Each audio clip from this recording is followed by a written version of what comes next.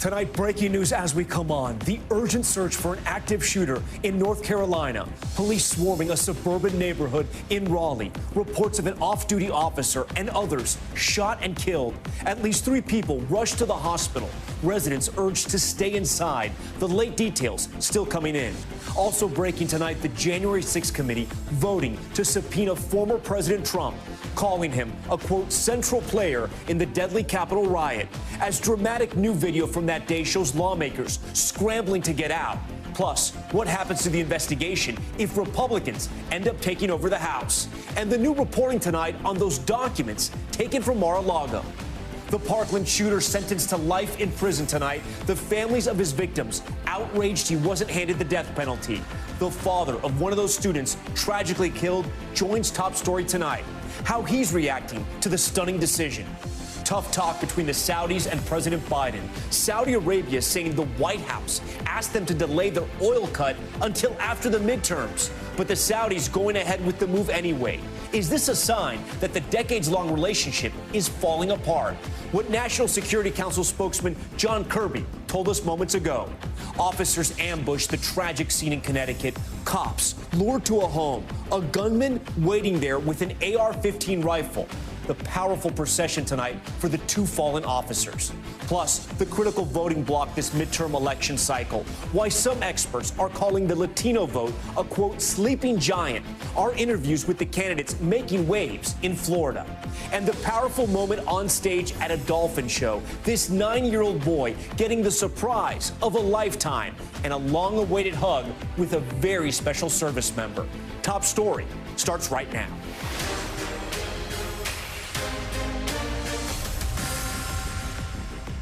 And good evening. Tonight, breaking news as we come on the air. An active shooter reported in Raleigh, North Carolina.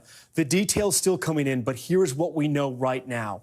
Police say a gunman opened fire in a neighborhood that borders the Neuse River. This is in northeastern Raleigh. New aerial footage shows officers with dogs searching a heavily wooded area for that suspect dressed in tactical gear. The officers were. A top city official telling our Raleigh affiliate WRAL an off-duty officer was killed and multiple people are now dead. A local hospital also confirming they've received at least 3 trauma patients. Residents in the area have been urged to stay inside their homes. For more on this search and investigation, I want to bring in former ATF Special Agent in charge and hostage negotiator Jim Kavanaugh, who joins Top Story live tonight. Jim, we also have some live pictures coming in from our affiliate WRAL. And I want to be very clear with our viewers here. Police are running out of time at this moment trying to find this active shooter because it's getting darker and darker in North Carolina. What we've seen so far, Jim, just to get you up to speed, we've seen police officers wearing that tactical gear with canine units searching the wooded area. Preliminary reports had people apparently coming off this trail, and they became targets from this active shooter. From what you've seen so far, Jim, and what you've read, what is your take so far? Well, the most disturbing thing, Tom, is that the shooter is dressed in tactical gear. That'd give us some level of preparation here. And now he's fled into the woods, which, if they can contain him in those woods, you know, when they get the infrared cameras up on those helicopters, they might be able to locate him, you know, if they can get through that canopy. But there are going to be residential homes all scattered around those wooded areas because you see this location is a populated area. There's a highway there, and there's the 2-lane road. The critical thing for the on-scene commanders now is to contain him in there, Tom. They've got to keep him contained so he doesn't get in a home, you know, maybe kill the occupants, try to get a car, carjack somebody. He's killed now. He's on an active killing spree. And so this is a very dangerous point in time. And Jim, just from looking at the aerials, too, you see some major highways. You see an interstate there, plus the wooded areas. And as I mentioned, it's getting darker and darker in Raleigh tonight. How hard is it going to be for police officers, at least, to try to find this man right now? Yeah, it's really tough. They'll be using a lot of infrared on the helos. They're bringing in all their resources. You can see them. They're bringing in traffic officers on motors. They're blocking roads. They're doing everything they can. But I've had many like this, and a single man can slip a cordon that you think is really tight. Once the sun's down and it's black, they can just make it across the street quickly. And I've had, fugitives and cop killers and murderers do that. So it's a very, very urgent situation there in Raleigh. Listen to the police, keep your doors locked. If you're in that area, report anything immediately. What's going to help here is the public and the police working all together to leverage themselves, the public and the police, against this killer. That's Jim, the way there's to so stop much. him from killing. Jim, there's still so much that we don't know at this hour. We know that those neighborhoods are under lockdown. Somebody who would target a park and/or a hiking trail, what does that tell you? It's hard to tell the motivation of the killer with this little bit of information. And the only tidbit we have is, that he's dressed all in like a black tactical gear. That may give us some mindset and of his purpose and preparation that he intended to murder, but we don't know if he intended to murder at this place or he was going somewhere else or he was diverted. So there's a lot of unanswered questions, but when we don't know the number of people shot yet or killed, but it appears to be multiple victims. All right, Jim Kavanaugh, we appreciate your analysis. We're going to stay on top of this story throughout the broadcast tonight. We'll update as we get more details. We do want to move on now to the other major headline we are following tonight. The January 6th committee voting unanimously to subpoena former President Trump. The extraordinary move coming at the end of what could be the final public hearing on that deadly Capitol riot.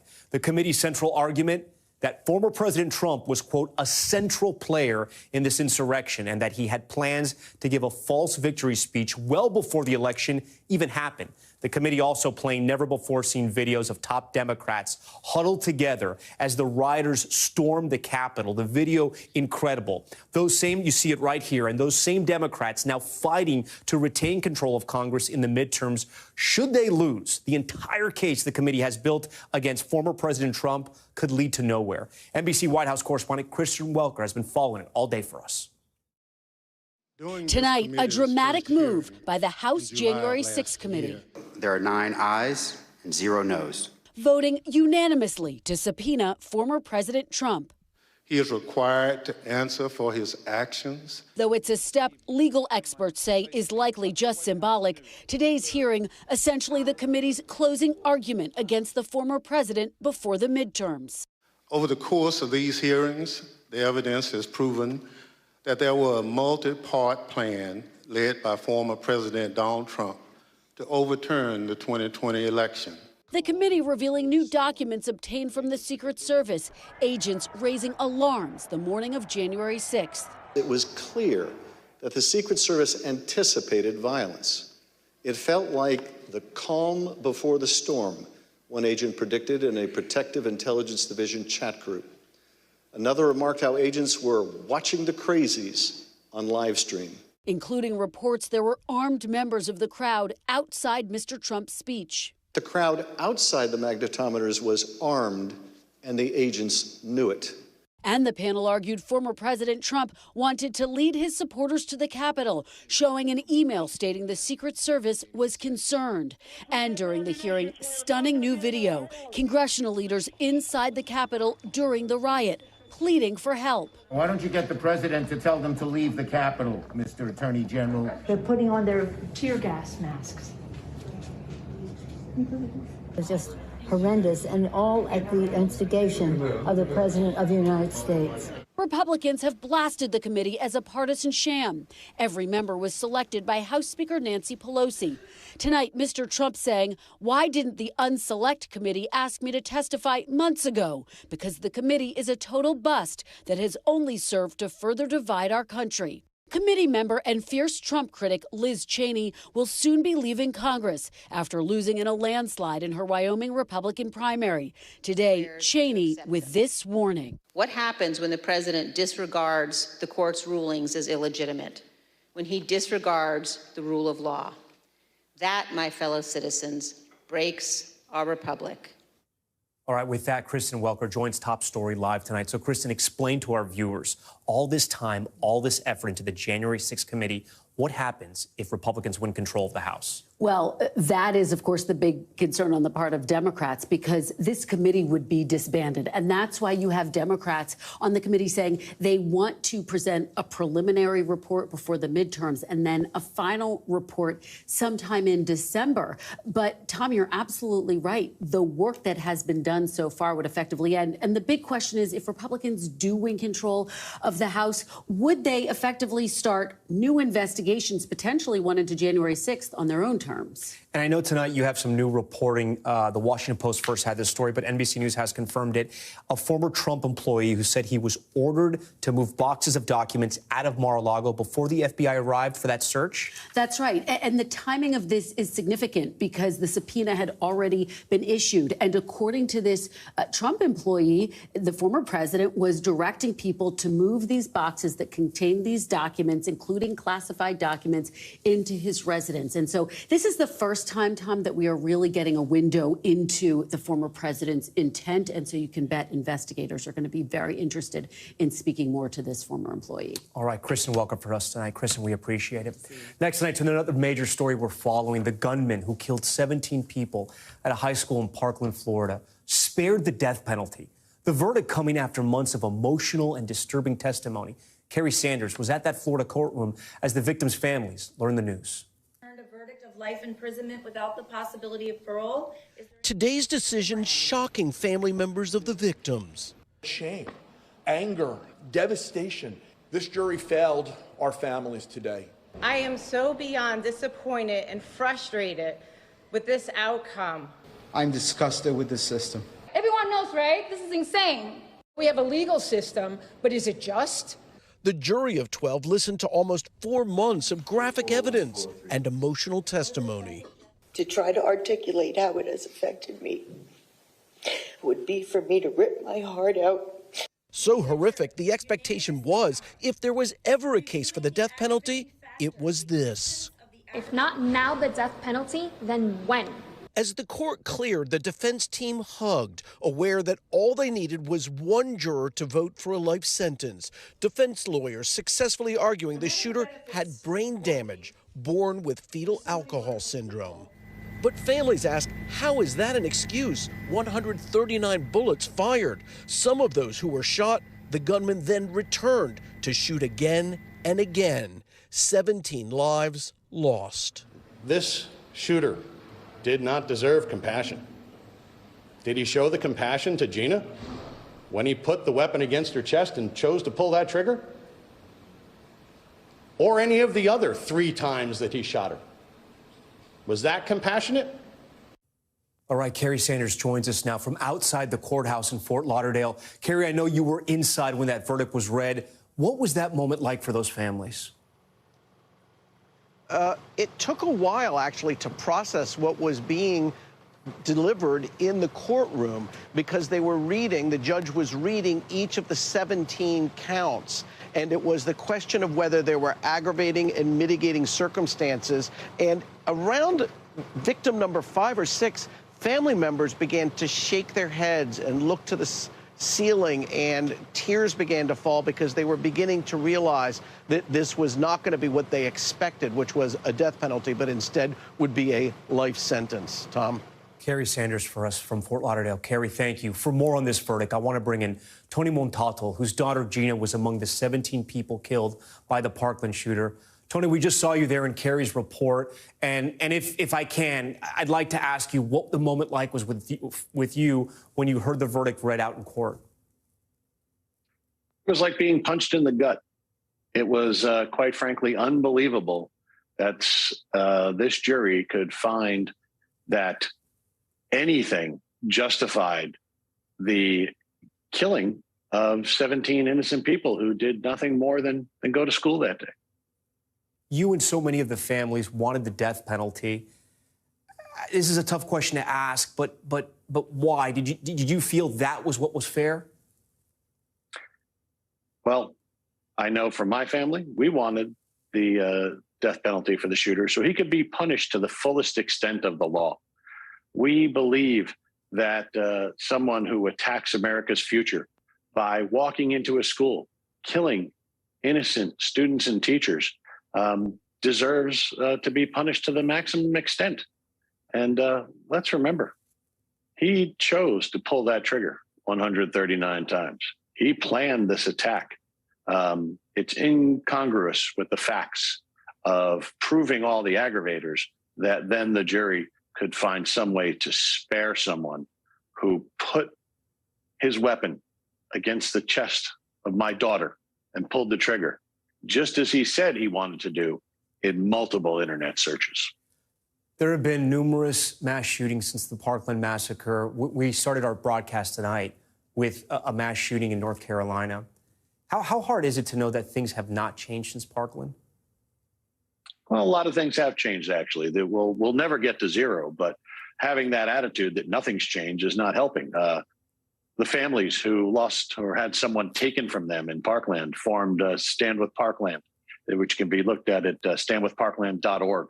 And we have changed laws here in Florida. We were a vital part of helping pass the Bipartisan Safer Communities Act, which again has stuff in it to secure our campus, to improve mental health screening and support programs. And it increased and changed some firearms laws on a national level.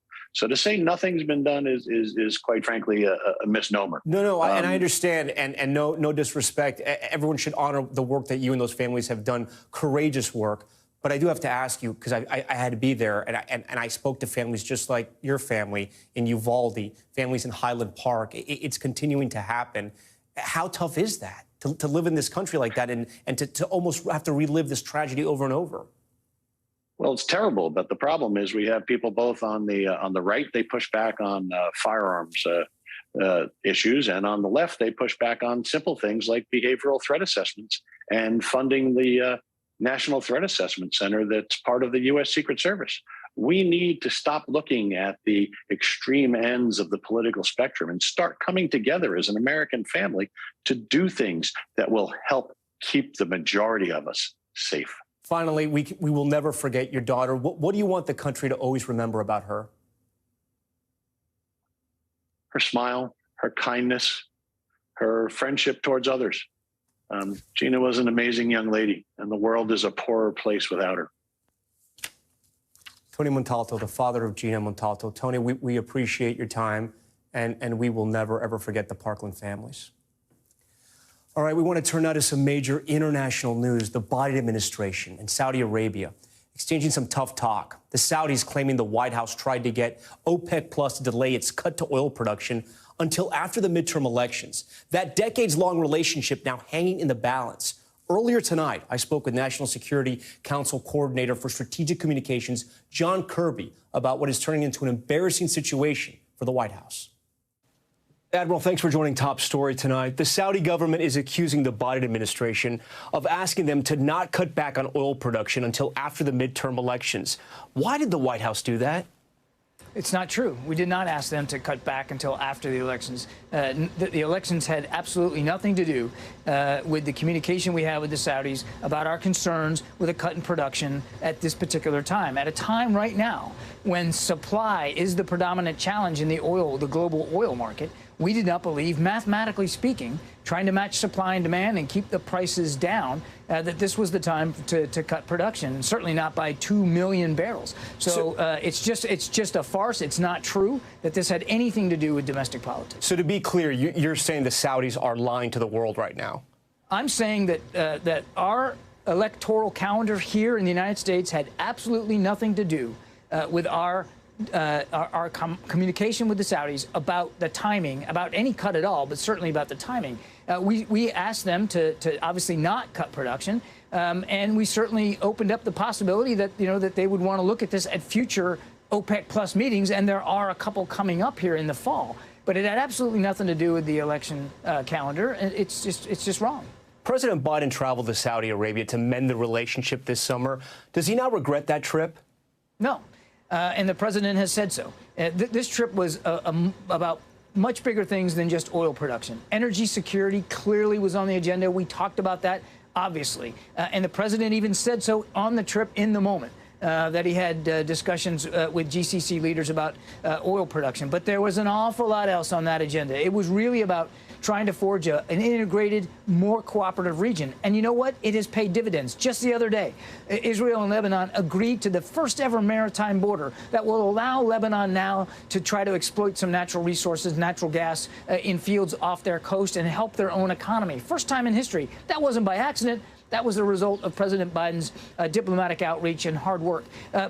Direct flights from Saudi Arabia to Israel. That wasn't by accident. You know, removing peacekeepers from Tehran Island in the Red Sea. That wasn't by accident. All of those things were outgrowths of this trip. The president doesn't regret that trip one bit. It was about an integrated, more cooperative Middle East region, which the president believes suits our national security interests. Let me read from a U.S. Embassy government website on Saudi Arabia. It reads, for over 70 years, the United States and the Kingdom of Saudi Arabia have enjoyed a strong relationship based upon mutual respect and common interests. Admiral, tonight, does the Biden administration still consider Saudi Arabia an ally? Saudi Arabia has been a strategic partner now for going on 8 decades. And they have been a partner on terrorism and in other key areas in the Middle East. And that's just a fact. But what is also a fact is that the decision by OPEC, which was chaired by Saudi Arabia, to cut production by 2 million barrels, we believe was short-sighted. And we believe, and the president has said this, that it's time to reevaluate this relationship. That doesn't mean tear it apart. It doesn't mean destroy it, but reevaluate, recalibrate it, and make sure that this bilateral relationship with Saudi Arabia is serving our national interests. And the president wants to have an honest, candid discussion about that and review what his options are. Does the president still trust the Saudis? The president wants to reevaluate this relationship. He wants to take a look at the parameters of it, make sure that it's serving our national interests. On Ukraine, we heard President Biden's language warning of Armageddon last week. Does the administration feel that President Putin has become unhinged? The president thinks that it is reckless and irresponsible for the leader of a modern nuclear power, which Russia is, to speak about the potential use of nuclear weapons or weapons of mass destruction in such a cavalier way. And that's why we're watching this as closely as we can. We're monitoring their nuclear capabilities as best we can. And what I can tell you today is we've seen no indication that Mr. Putin has made a decision to go in that direction. We've seen no movement by his armed forces to prepare for the use of those kinds of weapons. And we've seen nothing that would give us pause to have to change our own strategic deterrent posture. But it's reckless and irresponsible for a modern leader of a nuclear power to speak in such terms. The consequences would be disastrous, not just for the people of Ukraine, of course, but throughout Europe and certainly for the people of Russia. Finally, on Russia, Brittany Griner's lawyer says she's struggling in prison. Quote, she has not been in as good condition. The family is worried that she'll never be freed, and so is she. Do you think Brittany Griner will be back in the United States along with Paul Whelan before the end of the year? What I can tell you is we're working on this every day. We want them home today. We want them home now. They're both wrongfully detained. They shouldn't be detained in Russia. They should be home with their families and their loved ones. That's where they belong. And I can tell you that President Biden is personally committed to making sure that that's the outcome. I wish I could give you a timeline on this. Again, we'd like it to be today. But I can tell you that we're working this very, very hard every single day. And we want them back as soon as possible. Admiral John Kirby tonight here on Top Story. Admiral, we appreciate it. Back here at home now into the economy, a new Labor Department report found inflation rose 8.2% compared to a year ago. This as costs on groceries and rent tick up heading into the holiday season. And on Wall Street, the market's on a roller coaster after the report. Stocks falling to their lowest level since 2020, but then rebounding in a big way. For more on the biggest takeaways from this report, I want to bring in NBC News business and data reporter Brian Chung. Brian, I want you to go big picture with you here. Since we're dealing with a lot of data, what did the inflation report tell us? Yeah, Tom, let's break down the numbers. As you mentioned, we did get new data this morning showing that prices increased by 0.4% between August and September. But this is the number that's really eye-popping here, 8.2%. That's the difference between prices in September 2022 compared to the same time last year, which, by the way, this came in hotter than the street's estimates of 8.1%. So, again, Wall Street a bit surprised by how hot this number came in. Now, for context, let's take a look at what this looks like over time. This is a line chart that shows you essentially the year-over-year prices over the last few years. And what we've seen is essentially we've been going sideways, right? You don't need to tell anyone that inflation is high and that prices are a lot more expensive. But you can make the argument that we perhaps saw the peak earlier in the summer at around 9.1%. But again, this is no solace at all for Americans that would like to see the pace of inflation somewhere closer to where it was prior to the pandemic, around 2%. This chart has to come back down before Americans can put inflation to the side as a hot button issue at the dinner table, Tom. Brian, a lot of graphs, a lot of data there, but bring it back home for us, for people sitting around the dinner table tonight. Spending categories, what trends are you seeing based on this report? What got more expensive, what didn't? Yeah, and things that got more expensive, literally what's at the dinner table. If we take a look at some of the categories in this September report, you can see food up 0.8% in the month-over-month figures between August and September. Take a look at shelter. This is a big important one, too. Rent getting a lot more expensive, up 0.7%. This also reflects higher mortgage prices, higher home appreciation as well. It wasn't all bad in this report, though. There were some categories that actually saw price declines. When you take a look, for example, at gasoline down 5% and used cars down 1%, although the story for gasoline, very interestingly, changing as of the last few weeks. Remember, this report covers the middle of September. We've seen prices increase since then. OPEC also doing production cuts, as you talked about earlier in the show. That means that that story could actually reverse in the months to come. Yeah, and so people understand, too, you're seeing percentages there that are 0.8 and 0.7, but they're still, unfortunately, not in the right direction. I do want to ask you, though, it was a little confusing if people were looking at their 401ks today and watching CNBC because the market's bouncing up and down as a result of this report, and at one point, they were up pretty high. Yeah, and this is just kind of the nature of the markets in 2022. Look, we started off the day after this inflation report. Again, not really much positive threads to pull out of this report. The markets opened with the Dow down over 500 points. And where did we end the day? Deeply in the green, almost up about 3% on the Dow Jones. Now, for what it's worth, it's still a nasty 2022. The S&P 500 down over 20%. Either way you cut it or slice it, you have to have a pretty iron stomach to get into the market at this time. It's volatility and probably will remain the story through the end of this year as the Federal Reserve continues to hike interest rates to try to take care of inflation, Tom. All right, Brian Chung, one of our newest members here at NBC News. Brian, we always appreciate it. Still ahead tonight, officers ambush the tragic scene in Connecticut. 2 cops killed after a gunman lured them to his home and then opened fire. The moving memorial images coming in tonight, plus the possible kidnapping in Boston. The urgent search tonight for a boy who witnesses say got pulled into that van right there. And Cuba Gooding Jr. back in court. The new update in his forcible touching case. Top story, just getting started on this Thursday night. Stay with us.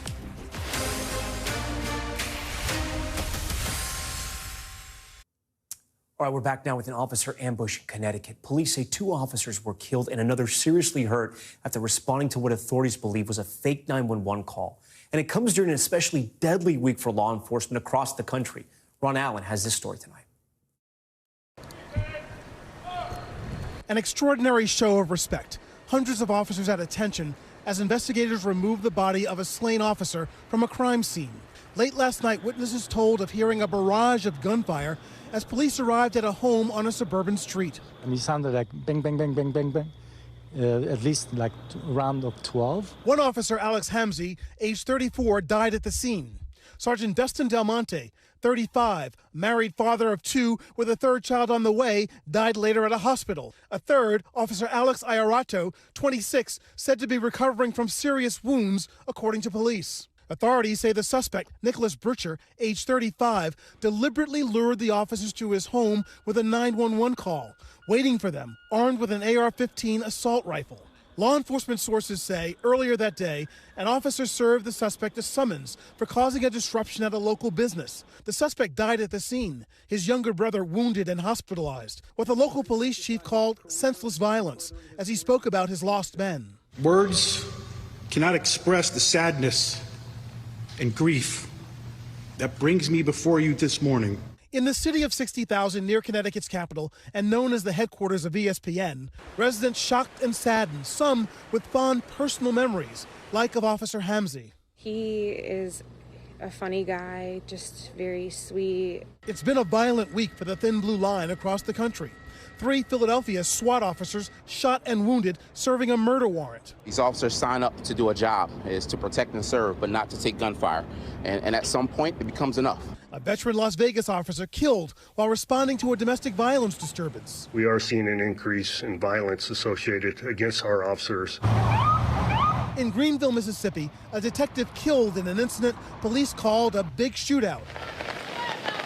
And in central Illinois, 2 officers conducting an early morning traffic stop shot and wounded. Through September of this year, a total of 252 officers have been shot in the line of duty, with 50 killed from gunfire, up from this time last year, which was a record since the National Fraternal Order of Police began collecting data in 2015. Now, flags lowered to half staff in Connecticut. Another community mourning officers as heroes killed in the line of duty. And late today, some good news on this otherwise somber day. Word that the 3rd officer, who police say was seriously wounded by the suspect, was well enough to leave the hospital to continue his recovery. Tom? That is a bit of promising news there. Okay, Ron, we thank you. When we come back, more on that active shooter in North Carolina. Police still searching for the gunman after an off-duty officer and multiple others were killed. The latest from Raleigh next.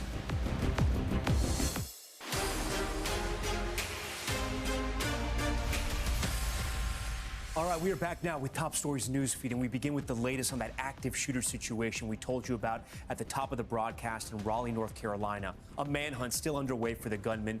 Police say he opened fire in a neighborhood near the Neuse River. Authorities reportedly looking for someone in tactical gear.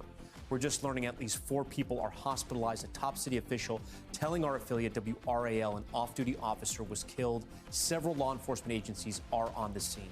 Next to a possible kidnapping in Boston, authorities releasing new pictures of a gray Mercedes van they believe is involved. Eyewitnesses reported seeing a woman jump out of that van and pull a young boy inside. It happened near Boston University. The truck was last seen driving towards the city's downtown area.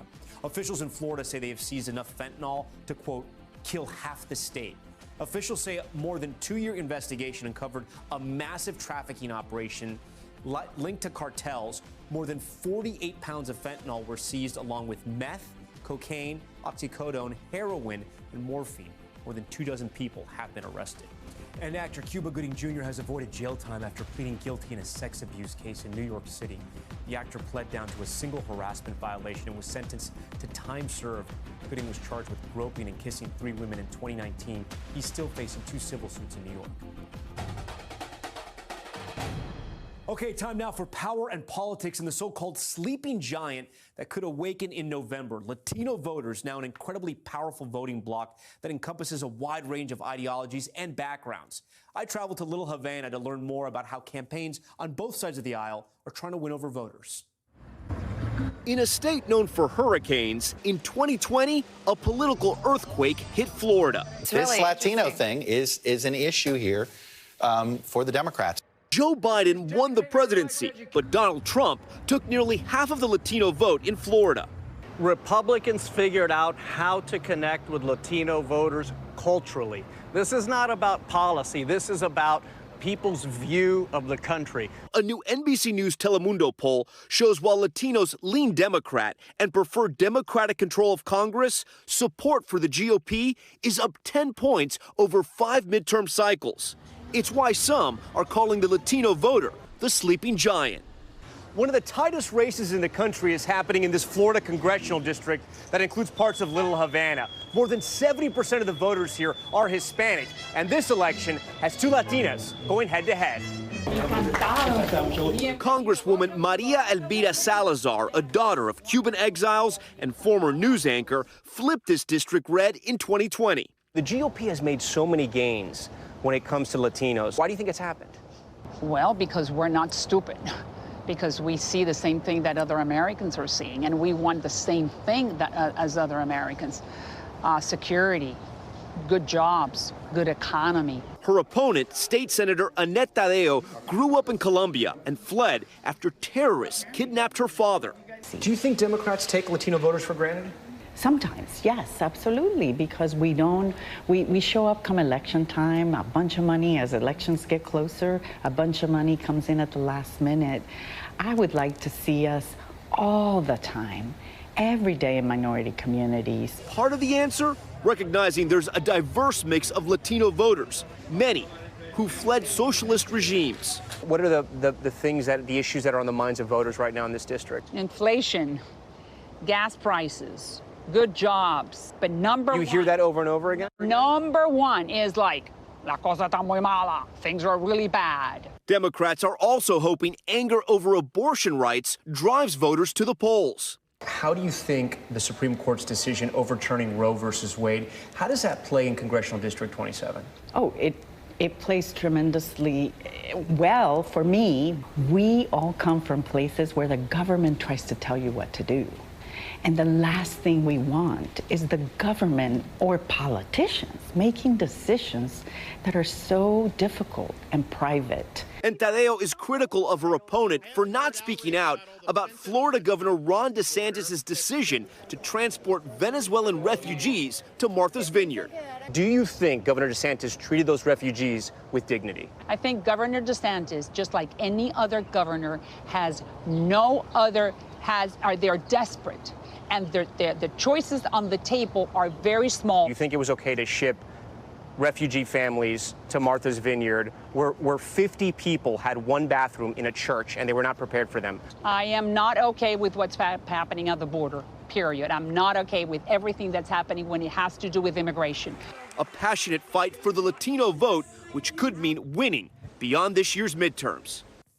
All right, with less than a month to go until the midterms, what are Latino voters really looking for in their candidates this year?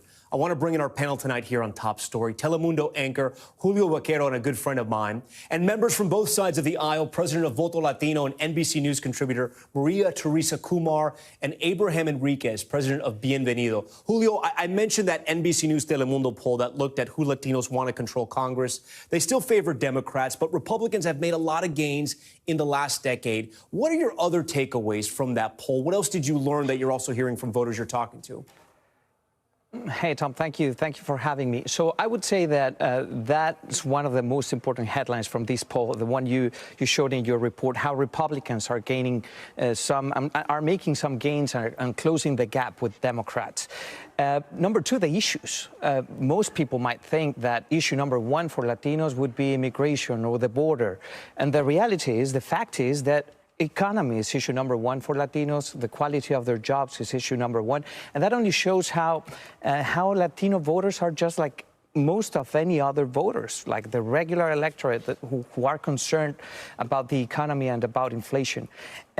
Probably most importantly, these polls shows just how diverse the community is, how diverse the Latino voters are, and how they can vary from district to district. We just saw your report in Florida. What happens in one district can be completely different to what happens in another district in the state of Florida. And this poll is only the tip of the iceberg, and it shows how complex the Latino vote is. It's a great point. And Maria, with that, I want to go to you next. You know, what do you think the Democrats have learned since 2020? We heard Annette Tadeo say it there. You know, and some may say she's brave to say that publicly, but she has said, you know, Democrats still haven't learned their lessons.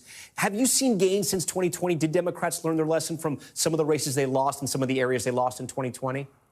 Well, the big difference of the Democrats from 2020 to today is that they basically got young Latinos and Latinos in general to go vote and passed a lot of legislation in the last 18 months under President Biden.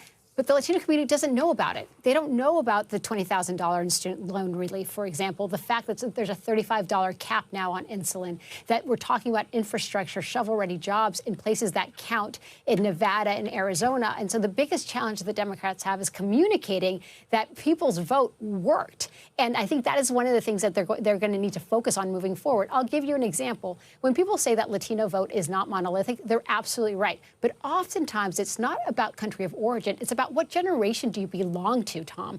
For example, in 2012, we had young Latinos made up 61% of the folks in the Senate race in Nevada. That dropped precipitously in 2014. It went down to 11%. So if you want to know whether or not Nevada is going to go on the Democratic side or on the Republican side. It's a matter of, are they going to be able to get those young voters out to go back to their levels of 39% in 2018? Because while you're right, there's not, Latinos are not a monolith. Older Latinos have a tendency of being much more on the Republican side, and young Latinos, 7 out of 10, 70% of them voted for Biden. The only other demographic that comes even close to those numbers is the African-American community. So, Abraham, as I mentioned, the New York Times recently came out with an op-ed, The Latino Vote, a Sleeping Giant. Do you think that's true? Absolutely. Look, I spent a lot of time in South Texas, Central Arizona, South Florida, through Bienvenido, having these conversations. And it's important to note that 50% of Hispanics say that they are in a worse position, economically speaking, today than they were a year ago. And with record high inflation, it's important to also note that inflation hurts every American.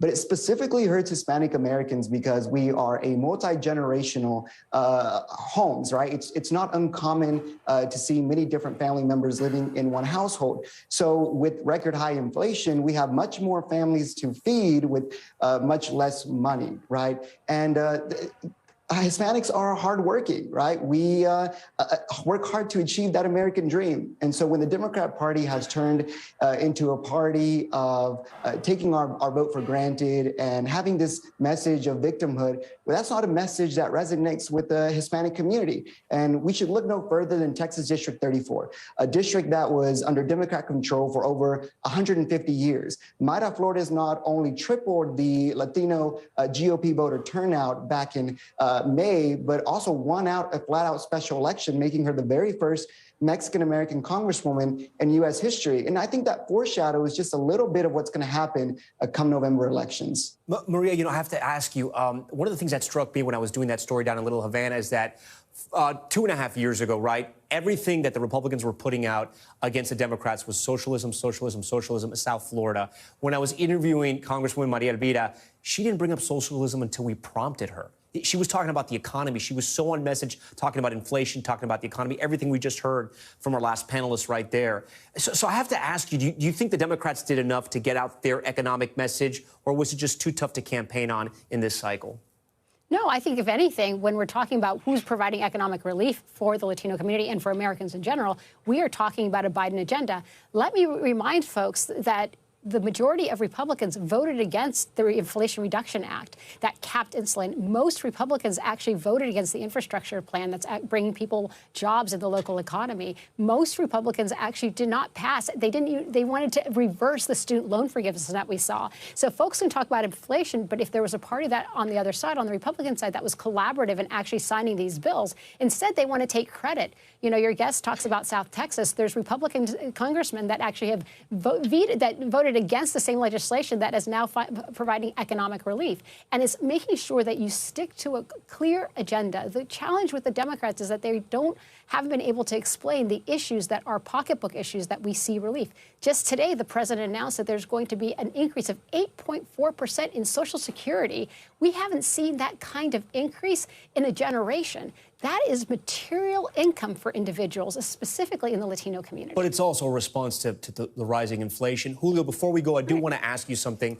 What can the media and both parties learn from Latino voters, and what do we have to do better?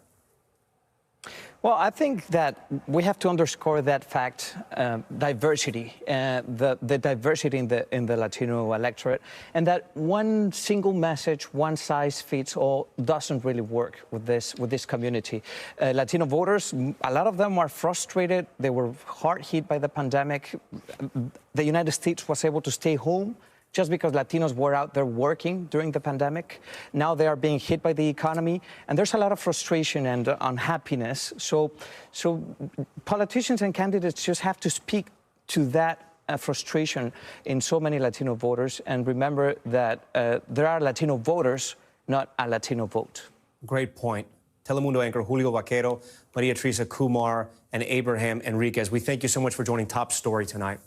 Coming up, as we talk about immigration, in part, the growing crisis at the southern border, how the Biden administration is now planning to deal with the surge of migrants coming from Venezuela, and what it means for the more than tens of thousands who are already here. Stay with Top Story. All right, back now with the Americas. The Biden administration announcing new measures to control the flow of Venezuelan migrants coming into the country. The administration offering humanitarian visas to thousands, but also warning any Venezuelan migrant without a sponsor in the U.S. will be returned to Mexico. NBC's Julia Ainsley has the latest details. Tonight, thousands of Venezuelans seeking asylum from political and economic turmoil are now being turned away at the U.S. border, leaving them with nowhere to live but violent cities in northern Mexico. It's part of a Biden administration plan that will allow up to 24,000 Venezuelans the right to temporarily live and work in the U.S. if they can find an American sponsor. The rest will be denied the right to enter under a new deal just reached between the U.S. and Mexico. This year, nearly 8 million Venezuelans have left their country to migrate north, reaching the U.S. in record numbers. Venezuelans now the fastest growing nationality of new arrivals. Who's from Venezuela? ¿Quiénes son venezolanos? Venezuela. I've been following them as they've crossed into Texas, sought shelter in overcrowded cities, and boarded buses funded by Republican governors to places like Chicago, D.C., New York, and Martha's Vineyard. Just after crossing the border into El Paso, Jesus told us he left Venezuela because he couldn't afford to buy food. What led you to leave Venezuela? No trabaja y nada, no, ni para la comida, pues. And the hunger and uncertainty don't go away when they leave Venezuela. New data just released from the United Nations says nearly 75% of Venezuelans who have fled this year do not have enough food, shelter, employment, or medical care. What's your goal here? Late last month, Customs and Border Protection Commissioner Chris Magnus told us Venezuela's refusal to take back its own citizens after they flee has made it harder for the U.S. to manage the rising numbers. We can't do that with those populations because those governments don't allow that. So it does create some additional challenges. Now, Mexico has agreed to take back Venezuelans the same way they do Central Americans trying to cross into the U.S. Krish Omara Vignaraja of Lutheran Immigration and Refugee Services worries the Biden administration's offer of assistance to a lucky 24,000 who qualify will come at the cost of many more who will be shut out completely from seeking asylum in the U.S. Well, it feels like the Biden administration is cracking the window as they're closing the door. And she says many Venezuelans will find it hard to find a U.S. sponsor. What we don't want to see is that a very small, narrow pathway is allowed, that it requires a Venezuelan to be politically connected or to find a fiscal sponsor. And so only a select privileged few get to access that pathway. Julia Ainsley, back from the border, joins Top Story tonight from Washington. So, Julia, there are estimates of 150,000 Venezuelan refugees already here. What happens to them?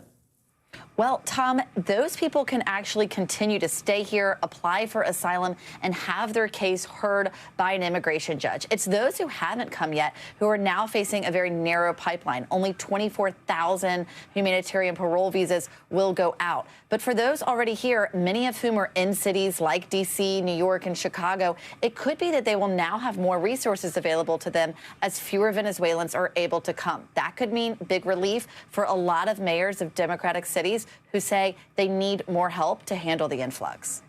Julia Ainsley with a lot of new reporting on the immigration crisis happening right now in America. Julia, we thank you, and we will be right back. And finally tonight, a story you're going to love. One Indianapolis 9-year-old thought his day was special when he was unexpectedly selected from a crowd to help with the Indy Zoo's live dolphin show. But while he was helping out the pod of dolphins perform, a member of his own pod showed up in uniform. Take a look.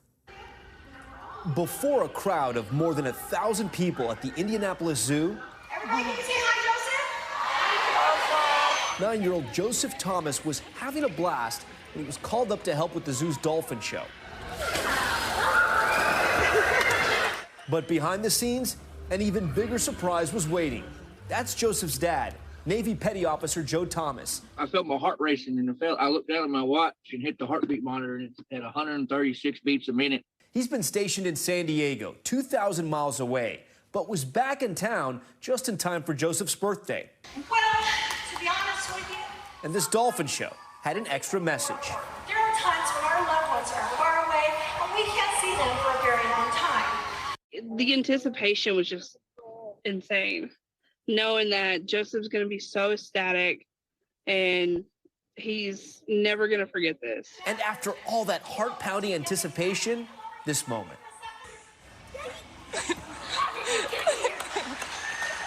Father and son reunited and stealing the show. Joe Thomas of the United States Navy!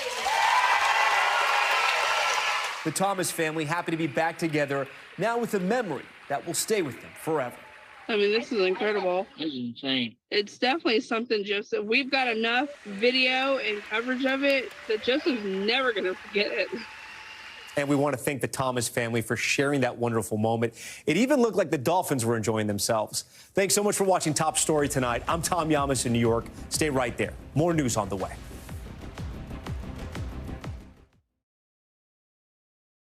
Thanks for watching our YouTube channel. Follow today's top stories and breaking news by downloading the NBC News app.